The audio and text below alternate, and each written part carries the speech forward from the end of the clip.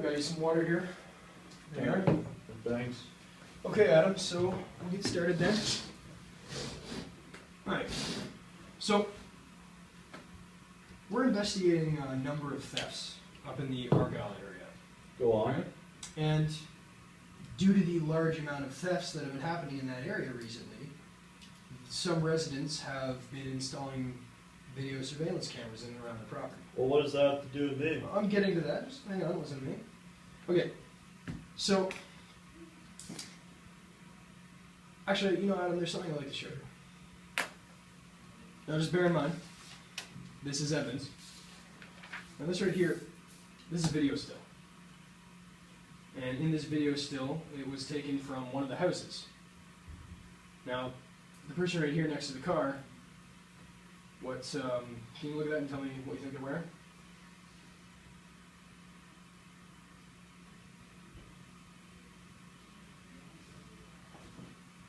Well, I'll tell you what it looks like to me. It looks exactly like what you're wearing right now. Black sweater, looks to be gray sweatpants. Matches the description of you, wouldn't it? I guess. Yeah? Okay. Now, there's something else I'd like to ask you though. Is there any reason why I might see some video footage of you, maybe walking up to a car, opening up the door, taking a few things? No. No? Well, Adam, there's just a little problem I have with that. Because you were arrested in that area with the possession of stolen items. These stolen items, actually. This stuff right here. This is the driver's license and the Ontario health card that we found you with. And this is clearly not you. This is a female. Right? That wasn't on my possession. This was on your possession. We found you with it in the area. And this is the same stuff that was reported missing that morning. Right? And I don't know about you, but what guy owns a Coach wallet? Which one? Right? Anyways, Adam. In addition to this evidence, we've got witnesses. Witnesses that place someone of your description at the scene. Man, I didn't do shit. Just listen. We have a credible witness that places you there in the location of the theft. We found you in that location with the possession of stolen property. The question is the question is no longer whether you did this. The question is, are you going to cooperate? Are you going to help me help you? Because Adam, that's what I'm here for.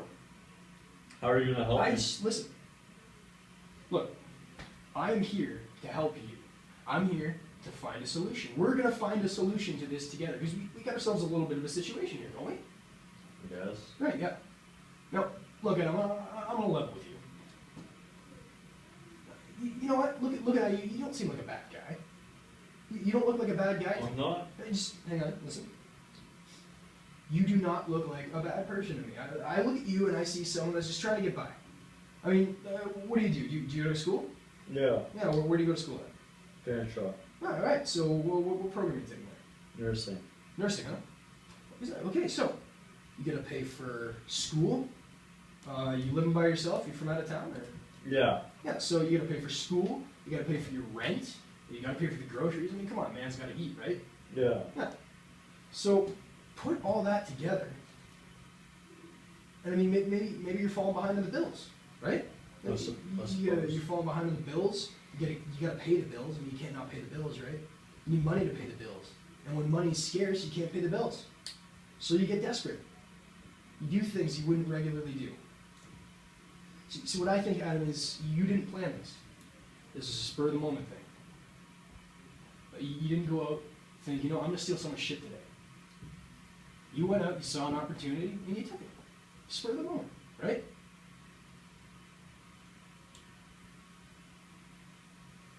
I don't know, look. I understand that. I get it. It's tough. I mean, you take a city like this, city like London. You got shit economy, no jobs, job losses. Everyone's getting laid off. Yeah, there's shit. Oh, you heard about the Kellogg's factory, right? Lots of people are going to lose their job. I mean, are you looking for a job right now? I'm in the middle of fire. No. No. It's hard, man. I get it. I've been there. I went to college. I went to school. It gets tough. And sometimes the pressure builds up. And what are you going to do? I mean, you turn to the only thing that's available, right? You only got one other option. I mean, it's stuff like this that pushes people like you, good people like you, into these kinds of situations. Yeah? Yeah, I suppose. Yeah. Look, look. Like I said before, I'm here to help you so we can figure this thing out. We want to find a solution to this, right? Because you don't, you're going to school to be a nurse, right? You want to work for a hospital, you want to help people, don't you? Yeah. So you don't want something like this ruining that future. So be honest with me, man. Level with me. Was it a spur of the moment thing, or did you plan it? Did you want to do this, or did you feel like you had no choice? Well, like, I kind of had no choice. Yeah? Yeah. It's good, man. You know why? Because that proves what I've been saying about you this whole time. You're not a bad guy. You just saw an opportunity and you took it. Have to pay the bills, right, man? Yeah. Well, that's good, man.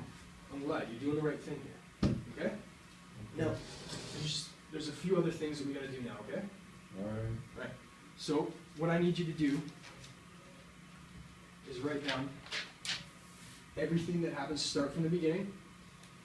Write down everything that happened from start to finish. Be very detailed, okay? Okay. All right? Now I'm going to step out while you do that. I'll be right back. Okay. All right. Again, doing the right thing, man. Alright.